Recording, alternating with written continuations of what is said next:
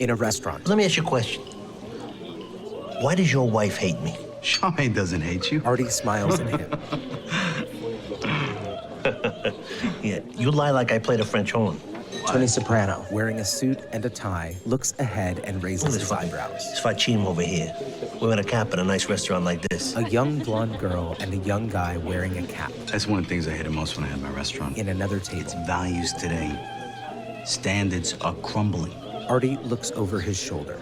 Tony pensive. I would have killed his coach to stick around until my kid graduates. Then let him stay 4 years for Kiara. Tony, with his hand on his mouth, keeps staring at the young guy with the cap. Artie looks back at Tony. That burns my ass. Tony stands up and fixes his jacket. Where you going? Determined, walks through the tables. He buttons his jacket.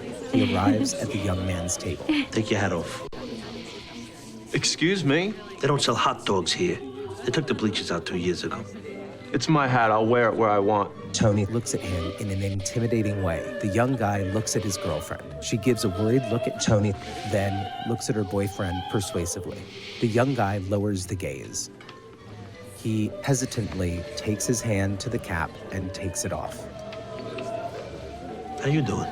Tony, smiling, gets away from the table, looks to his side where two suited men are having dinner at the table next to his. He unbuttons his jacket, sits in his chair. Thank you. The waiter smiles at Tony. Look at him.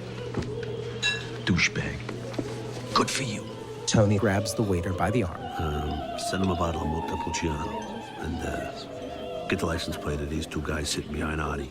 Get the valet to do it. They look like cops. The waiter nods with a gesture and walks away. Tony looks at Artie under a dim light. He looks at the two men. He looks back at Artie and smiles.